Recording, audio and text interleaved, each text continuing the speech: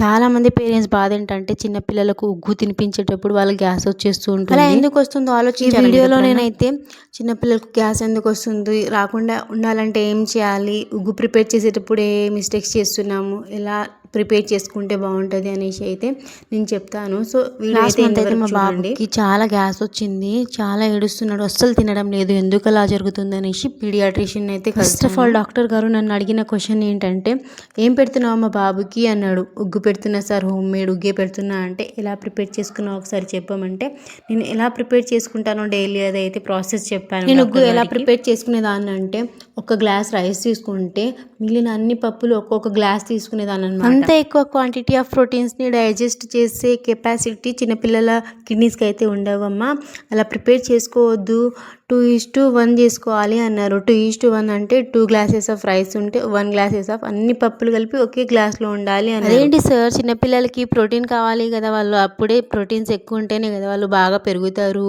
నేను యూట్యూబ్లో కూడా చూసాను చాలా వీడియోస్ అయితే, చాలామంది మదర్స్ అయితే ఇలానే పెడుతున్నారు. సో వాళ్ళని చూసి నేను ఇలా పెడుతున్నా సార్, ఏం కాదా, ఓకేనా సార్ అని అడిగితే, ఏం కాదమ్మా, మీరు అలా పెడితేనే గ్యాస్ వస్తుంది పిల్లలకి, ప్రోటీన్ తక్కువ ఉండాలి, కార్బోహైడ్రేట్స్ ఎక్కువ ఉండాలి, ఈ ఏజ్లో వాళ్ళకి తక్కువ ప్రోటీన్స్ ఉన్నా సరిపోతుంది, అంత ఎక్కువ ప్రోటీన్స్ వాళ్ళు ఎలా డైజెస్ట్ చేసుకుంటారమ్మా, గ్యాస్ రాకపోతే ఇంకేం వస్తుంది అని అయితే 2 గ్లాసెస్ తీసుకొని 1 గ్లాస్ అయితే మీ దగ్గర ఏ ఏ పప్పులు ఉంటాయో అన్ని పప్పులు కలపండి, అందులో మీకు ఇష్టం ఉంటే బాదం కాజు కూడా 2 కలపమండమ్మా, ఎక్కువ అయితే కలపకండి, కాజు బాదంలో ప్రోటీన్ ఎక్కువ ఉంటుంది, పప్పుల కంటే అందులో ఎక్కువ ప్రోటీన్ ఉంటుంది, సో చూసి కలుపుకో అని చెప్పారు. చూస్తుంటే నాకు కూడా చాలా షాకింగ్గా ఉంది. ఏంటంటే నేను యూట్యూబ్లో వీడియోస్ చూస్తే వాళ్ళు ఏంటంటే ఒక్క గ్లాస్ రైస్ తీసుకుంటే 7-8 గ్లాసెస్ అయితే పప్పులు తీసుకుంటున్నారు, అందులో అడిషనల్గా ఇంకా కాజు బాదం ఇంకా ఎక్స్ట్రా వేస్తున్నారు. సో అవన్నీ వేసాక పిల్లలకి గ్యాస్ రాకుండా, మోషన్ అవ్వకుండా ఎలా ఉంటుందండి? మనం తీసుకున్న రైస్ అండ్ పప్పుని సపరేట్గా అయితే 2-3 టైమ్స్ మంచిగా వాష్ చేసేసుకోవాలి. ఒకవేళ వాష్ చేసేటప్పుడు ఏమన్నా డస్ట్ ఉంటే కూడా పిల్లలకి మోషన్ అయిపోతుంది. సో జాగ్రత్తగా చూసేసి అయితే వాష్ చేసేసుకోవాలన్నమాట. వాష్ చేసేటప్పుడు పప్పు సపరేట్, రైస్ సపరేట్గా వాష్ చేసుకోవాలి, ఎందుకంటే తర్వాత రోస్ట్ చేసేటప్పుడు ఇబ్బంది అవుతుంది అన్నమాట. నిజానికి అన్ని పప్పులు ఒక దగ్గర మిక్స్ చేసుకోవద్దు, సపరేట్గా అయితే తీసుకోవాలి. ఇక్కడ నేను సపరేట్గా ఎందుకు తీసుకోలేదు, ఒక దగ్గరే తీసుకున్నా, ఎందుకంటే కొంచెం క్వాంటిటీ తీసుకున్నా కాబట్టి ఒక దగ్గర అయితే మిక్స్ చేసుకున్నా, కొంచెం అయితే ఇబ్బంది అవుతుంది కదా, మరి చిన్న క్వాంటిటీ కాబట్టి. రైస్ కంటే పప్పుని ఎక్కువ సార్లు కడుక్కోవాలి, మంచిగా కడుక్కోవాలి. ఇంకొకటి, కడుక్కునేటప్పుడు అందులో రాళ్ళు ఏమన్నా ఉన్నాయా అనే చూసుకోవాలి, సరేనా? రైస్ అండ్ పప్పు మంచిగా కడిగేసాక అందులో వాటర్ కొంచెం కూడా ఉంచుకోకుండా తీసేసేయాలి వాటర్, ఎందుకంటే తర్వాత ఆరబెట్టడానికి. రైస్ అండ్ పప్పు మంచిగా కడిగేసాక ఇప్పుడు వాటర్ మొత్తం తీసేసాక ఆరేసేయాలన్నమాట.